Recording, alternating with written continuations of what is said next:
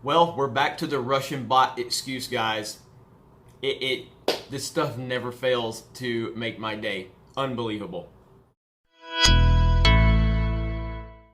What's up, geeks and gamers? It's Jeremy coming to you with another video, and today we are talking about this Hollywood Reporter story where Russian bots. Due to a study, Russian bots are responsible for the Last Jedi hate. That's right, it's not the film. It's not destroying Luke Skywalker. It has nothing to do with the feminist agenda being pushed into it. It has nothing to do with ignoring all of the setups for The Force Awakens, the Force Awakens setup for it. It has nothing to do with the bad storytelling. It has nothing to do with anything other than Russian bots. Because you, in 2018, are not responsible for your own actions if you are part of the far left. You are not responsible. You cannot admit mistakes. You cannot do anything but make excuses, even if those excuses are just so out of this world that I can't even comprehend it. So this article, and I'm not reading the article, I've already read the article, but it's like they are making excuse after excuse. So they're even trying to blame Trump. Because of course they are. Because it's always Trump's fault.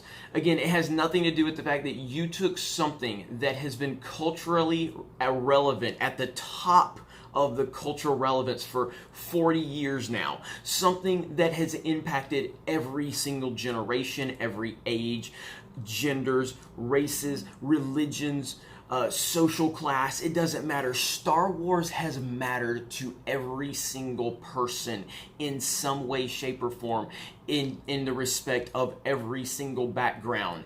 There's no specific person that was a Star Wars fan. It's always been everyone. It's always brought everyone together, even when there were disagreements. You can go back to the prequel era, and yes, I got very frustrated with a lot of the prequel hate because I'm a prequel defender. But even then, it was never this. It was always like we disagree based on, what we feel George should have done and how he maybe moved away from some of his original vision or how Darth Vader was portrayed. It was all based on storytelling.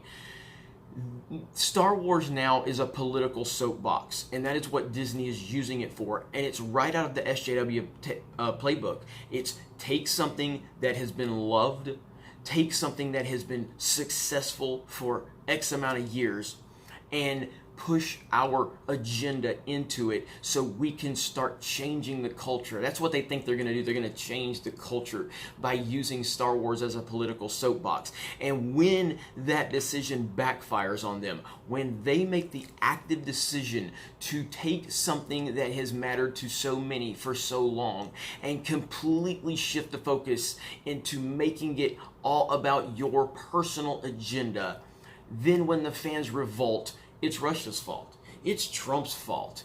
Rian Johnson did nothing wrong. Rian Johnson calling fans man babies every other day on Twitter has nothing to do with the fans being upset.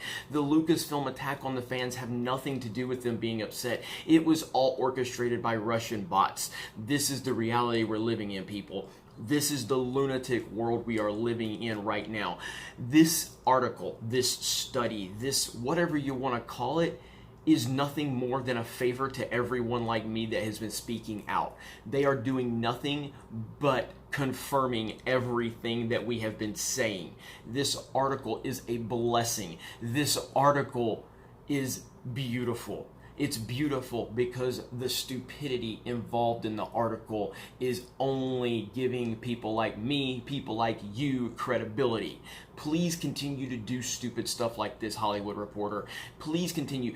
If you think this is not a strategically timed article to, basically get released right around the time that the Kathleen Kennedy announcement that was never technically announced came out, then you don't understand what's going on.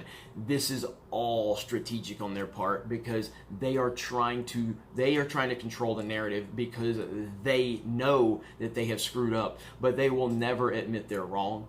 They are never going to do it. They are not. This is not the type of people we're dealing with. We are not dealing with people that can admit mistakes. We are dealing with people that when their mistakes hit them in the face, they are going to blame every single person. Specifically in this article, it says Disney's treatment of the franchise is not the problem. This points to the problem within the fan base.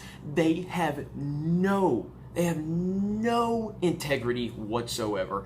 They will never, ever, ever admit they're wrong. And the bad thing is, do they not understand that this is going to do far more damage than anything? I don't even know, like, I'm kind of all over the place on this one because I continue to try to say, like, Disney's a smart company. Disney, I mean, and I still stand by the fact that Disney is a smart company. They are. They're a smart company. They've done so much for so long, and they've managed, like the MCU so well, Pixar so well, Disney Parks so well, ESPN not so well, but they did start to course correct a little bit by getting rid of John Skipper. ABC's kind of been a mess with the SJW stuff, but at the end of the day, Disney's one of the top entertainment companies. So, I mean, Disney Animation Studios, there's so many good decisions they make. So I always say, yes, they're a smart company, but then I continue to see things like this, and it makes me question, like, what exactly is going on here? Like, how do they continue to find themselves in this position? How are they so tone deaf to the fandom that they don't truly get this?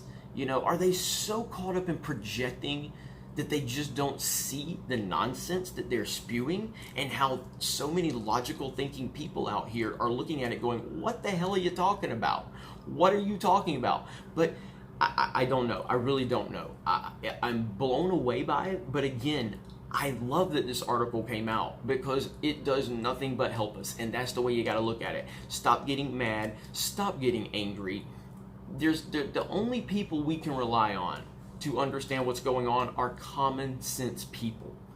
And anyone else that doesn't have common sense, I can't really have a conversation with them at this point.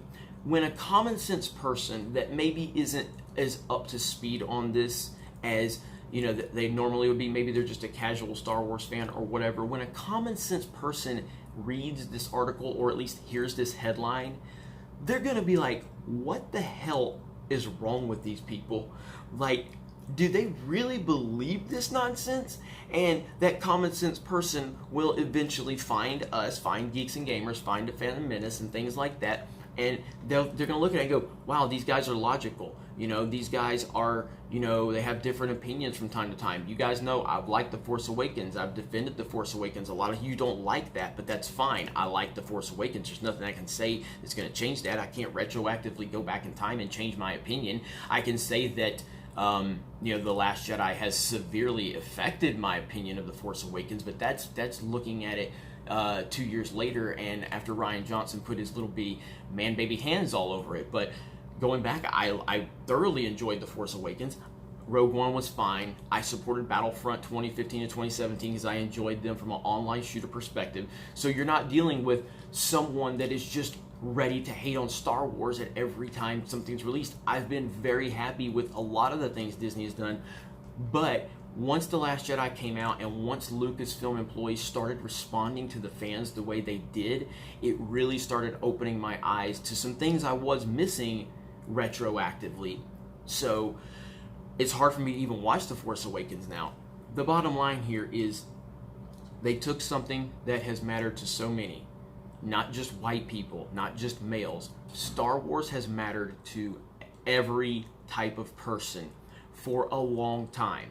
And when you do that, when you take that franchise that has been the most important franchise in pop culture for 40 years, excuse me, and then you take it and just use it as a political propaganda soapbox, you're gonna piss people off.